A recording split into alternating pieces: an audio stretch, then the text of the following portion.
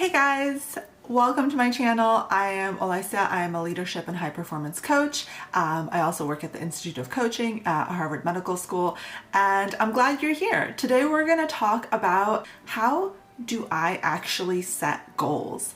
How do I get good at setting goals? What do I do if I actually don't know what I want to do? And a lot of us find ourselves in this position, especially this past year. Things have changed. Maybe our values have changed. Maybe we have gone through a difficult transition and maybe we just don't know what we want to do anymore. Maybe we are really looking at the rest of our lives and thinking like, I want to pivot. I want to do something else. I'm not happy where I am. And so how do I get from point A to point B? I obviously need a goal, but I can't seem to choose one path over another path. So this is where a technique I really like to use that I like to call the journey mapping comes in. So journey mapping is really kind of like the hero's journey, but multiplied. So if you think about kind of the concept of the hero's journey is that have a hero that's going through, this journey. They're going to come across obstacles and they're going to conquer them. They're going to overcome them. And it will help them become the person that they need to become to really achieve the goals they want to achieve in life. And it happens over a long period of time. So with this exercise, to really set out kind of what you really, really want to do in your life and to be clear on your path in life, you need to do journey mapping. So to do the journey mapping, I want you to get out a, pad of paper, something like this. Something like this is fine. See my pad of paper here? And what I want you to do is I want you to create personas. And so for any of you that have worked in the business world, you know what personas are. So what you're gonna do is you're gonna create different versions of you. You're gonna look at your life and think, there is a version of me out there that's, they're traveling the world. Like they're like, one of those backpackers and they live a remote lifestyle and they do X, Y, and Z and they care about these things. And this is what their day looks like.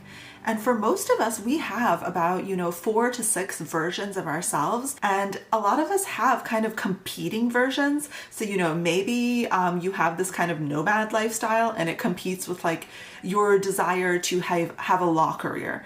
Because it's a little bit difficult to live that nomad style and be a lawyer at the same time. So you're going to have conflicting versions of yourself, and that is okay. There's different parts of ourselves.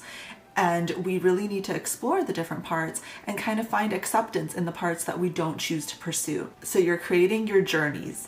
Okay, so you're gonna have, 4 to 6, you can go crazy, have 8, whatever you wanna do. And what I want you to do is really bullet them out and name them. This is like nomadic me. This is lawyer me. This is student me. Maybe I go back and pursue another degree. And there's different parts of ourselves, and these different choices, these different paths meet different parts of ourselves. Okay, so now that you have the bullets and you have these different personas, these different yous, you're gonna go and you're gonna actually write out a few paragraphs of what does a day in the life of that person look like. And the key is not using an exceptional day. I want you to use a normal day. Average day in the life of a nomad. Average life in the day of a lawyer. For this example. So in the nomad, you're gonna come across, there's gonna be boredom in the nomad life. A lot of times we think of, these versions, these lives as being only the highlights, like it's the highlight reel of the life. But what about, the day-to-day annoyances? There's gonna be pros and cons to each situation. But as you kind of map out a normal day in the life, you're gonna see that some of the highs are more enjoyable to you, and in some cases, and then some of the lows, you feel like you're going to be better at enduring. So some of these lows will be worth it to you to pursue that life. And so now that you've written out this kind of journey mapping, you have your personas, you have your lives that you really could see yourself pursuing, you're going to have to start cutting some personas. You're going to have to choose one over the others. And this is where a lot of people get stuck. They think that by not making a choice in their life path, in pursuing dreams, that they will allow all of their dreams to be open to them. But the issue is that we know if you don't choose one dream, you will not be able to pursue any, because by not choosing, you're closing yourself off to all the possibilities. So a lot of the work here is going to be in accepting that these versions of you exist, they're out there, and maybe it's some kind of multiverse theory, but it's okay that you didn't pursue all of them. And maybe one day you will, but you need to choose one, and you need to let the other ones go and know that they're inside of you, and that is okay. And it is okay to choose one, and that doesn't mean you're letting the other ones down. Okay, so next step 2. That was step 1 before. Journey mapping is step 1, just FYI. Okay, so step 2, you're gonna reverse engineer the chosen path. So what you're gonna do is you're gonna want to really look at, what does the end goal look like here? What does that day that you wrote out in your notebook, how do I get from where I am now to that? So you're gonna wanna think, what does that look like in 10 years? What does that look like in 5 years? What is that person doing 1 year from now? What are the decisions and the things you need to do to move yourself from where you are now to that point in time in which you have kind of achieved that goal version? And so a lot of this is really considering what are the small steps I can take now to start moving towards that version of myself? What would that person have done now to achieve the things that they are now reaping, the benefits that they're reaping, the life that they are living? All right, so now that you kind of have, your 6-month, your 1-year plan, you want to definitely write this out, kind of list out some of the things that are necessary to accomplish in order to get from that point A where you are now to the point B, which is that finished goal. Okay, now step 3. I really want to warn you guys to be really aware of confusion. And a lot of us, when we start making choices like this, we start being very, very confused. Which one? Which one? And we kind of really believe our confusion. We're like, oh no, I definitely would have done this and I would have made some choices, but look, I'm really confused, and it's preventing me from making any choices. And, I'm going to have to figure out this confusion. I'm going to have to wait for a magical sign to come to make me not confused. Or I'm going to have to wait for a feeling to come to me that makes me not feel confused. And the thing is, we know that the brain's number one function is to preserve energy. And that's when confusion is actually a really fun and tricky tactic that our brain uses to prevent us from doing things, especially things that are new and hard and potentially scary. So when you are listening to this video and your brain is offering up thoughts of confusion, I want you to be very, very skeptical of these thoughts. And what I often tell my clients is, okay, I see that you're not knowing what to do right now. I see that you are in a lot of confusion. But what if you asked yourself the question, what if I did know what to do? What would the answer be? If I had to do something and I did know what to do, what would that look like? What would I do next? And I'm guessing a lot of you know the next step. At least you can think of one experimental step that you can take in the right direction. And you can take that step, you can get some feedback, and then you can readjust. And therefore, you actually do know what to do. You are not confused. Don't fall for that. Step number 4. And guess what? So you've already made the decision, and now the hard work actually comes in. A lot of people think that the decision-making process is actually the hard work, but that's actually false. So the hard work is actually choosing your decision over and over again, day by day, after you've made the choice.